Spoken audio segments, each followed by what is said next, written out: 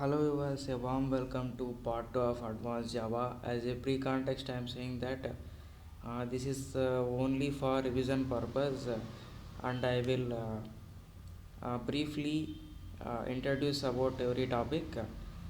And as a prerequisite to learn Advanced Java, you need to gain some knowledge about Oracle database, and mainly core Java is important, and a basic HTML will be helpful. So in this part we will see about interfaces. In Java we have seen about interfaces. Here with the help of interfaces only we will write the programs, and it will be helpful to connect the application with the database. So we have uh, various interfaces to make the database get interacted with by using Java program, or to connect Java program with the database. So at first we have statement interface used to to execute static SQL queries. Yes, we have seen some SQL queries like the every query which we just write in the SQL prompt to interact with the database. Those all queries are static queries only, which this statement interface will be helpful to execute static queries. Then we have prepared statement interface.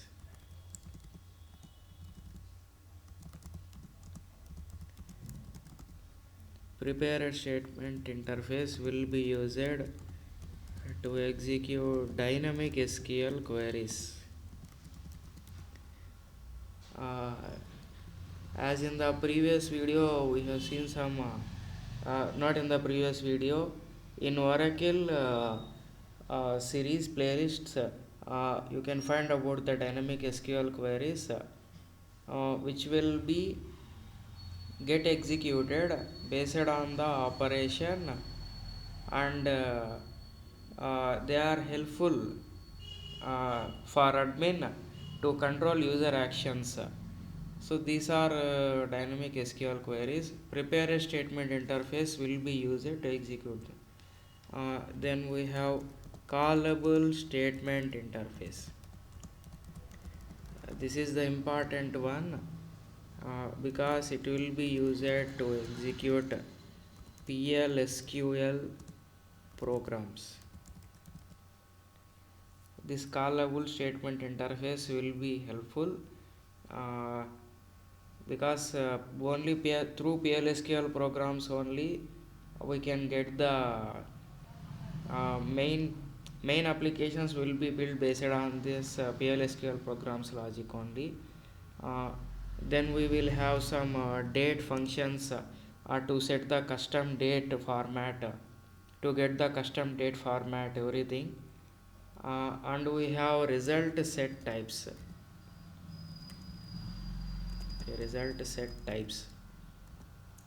Result set types is nothing but whenever we execute SQL query, that is while retrieving the data from the database by using select query, uh, those all the results will be stored in a place, that is nothing but result set. We have some result set types like type forward. Yes, type forward only. Then we have type scroll insensitive.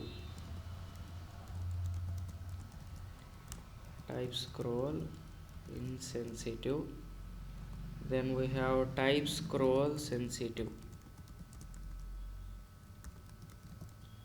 Yes. We have these result set types, and after that we have concurrent types. Concurrent is nothing but more than one operations or one or more actions will be done parallelly. We have concurrent types. In that we have conquer, read only. Then we have conquer updatable. Then we have conquer updatable, and then we have some terms like absolute position,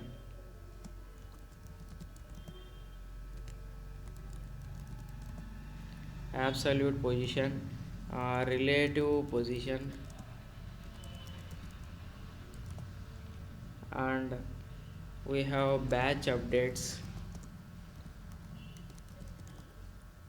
Absolute position is nothing but the extreme ends.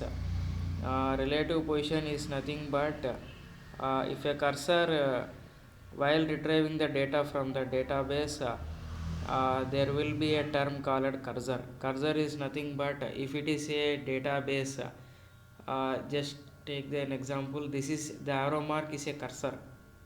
Now cursor is in the third line. Now cursor is in the fifth line. Relative position is nothing but whenever the cursor is in third place, the operations will be done based on this only. Absolute position is nothing but whenever we use this absolute position, all operations will be done based on from one extreme ends only. Then we have batch updates.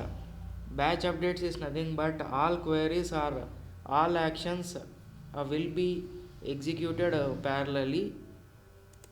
That means at one time. That means in a batch they will the operations will be executed. Uh, then we have a concept called rowsets. In this rowsets, we have different types of rowset. We will write one by one. JDBC rowset. Then we have cached rowset. Then we have web rowset. Then we have filtered rowset. Okay, I will part this filtered rowset. Then we have giant rowset. Yes, these are all different types of rowsets. They are also helpful to retrieve the data, or they will be used in the data operations. Mostly these are all will be helpful while retrieving the data, and mostly all these topics are they are useful to connect our Java program application to the database. Then only we can retrieve the data. And we have something called Java Bean. Java Bean. In this Java Bean is nothing but it is a software component which can be reused. So we can simply say like a reusable software component.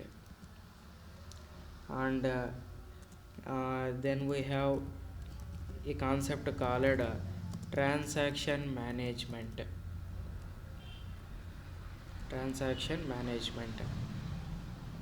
This is all about part 2 of advanced Java series.